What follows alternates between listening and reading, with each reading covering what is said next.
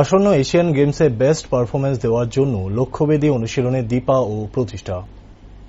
ভারতকে আবার বিশ্বের খেলায় মানচিত্রে তুলে ধরার জন্য দীপা ও প্রতিষ্ঠা জোর অনুশীলনে মগ্ন। চীনের হাংজৌ শহরে আগামী 23শে সেপ্টেম্বর থেকে শুরু হতে যাচ্ছে এশিয়ান গেমস। চলবে 8ই অক্টোবর পর্যন্ত।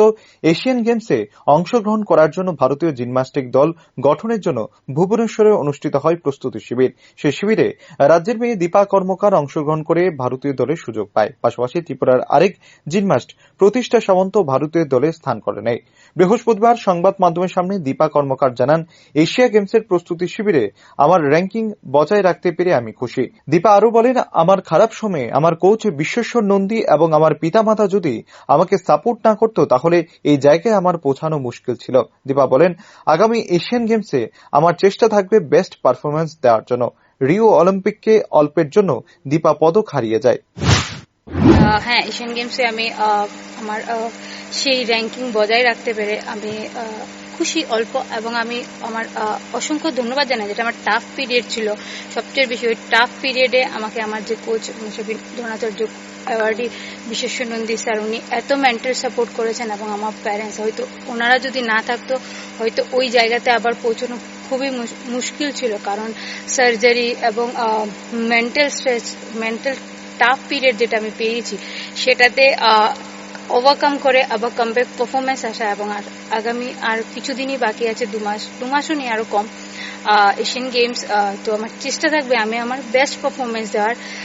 দেখা যাক আগে কি হয়, পুরোটাই উপরওয়ালার হাতে, কারণ স্পোর্টস এরকম একটা পার্ট, লাক ফেভারও করতে হয়, কারণ আপনারা সবাই জানেন যে রিও অলিম্পিক্সে অল্পের জন্য আমার পদক হারা হয়।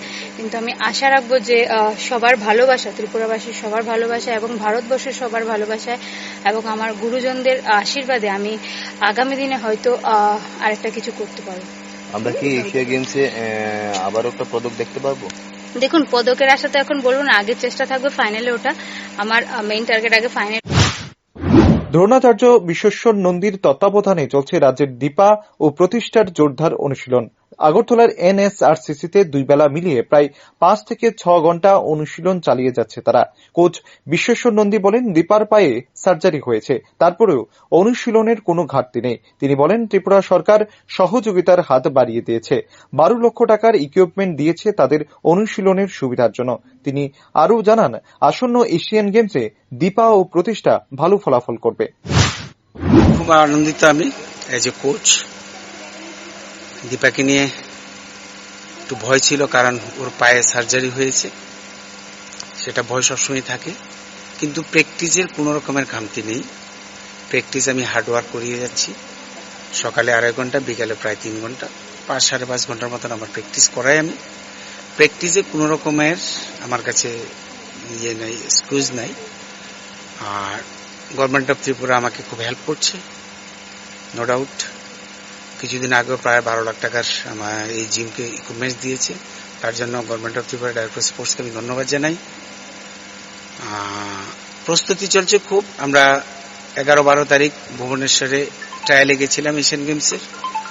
দীপা আবারও সেই তার যে স্থান সেটা রাখতে সক্ষম হয়েছে, এবং আমাদের কাছে যে প্রতিষ্ঠা সামন্ত আছে সেও এশিয়ান গেমসের জন্য সিলেকশন হয়েছে।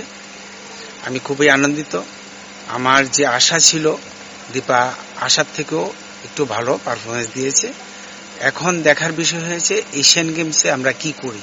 তবে আমি আপ্রাণ চেষ্টা করব কিছু না কিছু আমার দেশের। ভুবনেশ্বরের প্রস্তুতি শিবিরে 9 সদস্যের ভারতীয় দল গঠন করা হয়। তার মধ্যে 5 জন পুরুষ এবং 4 জন মহিলা নির্বাচিত হয়। রাজ্যের 2 মেয়ে এশিয়ান গেমসে ভালো ফল করার বিষয়ে নিজেদের উজাড় করে দেবে বলে আশাবাদী রাজ্যের আপামর জনগণ। Bureau report, rising Tripura.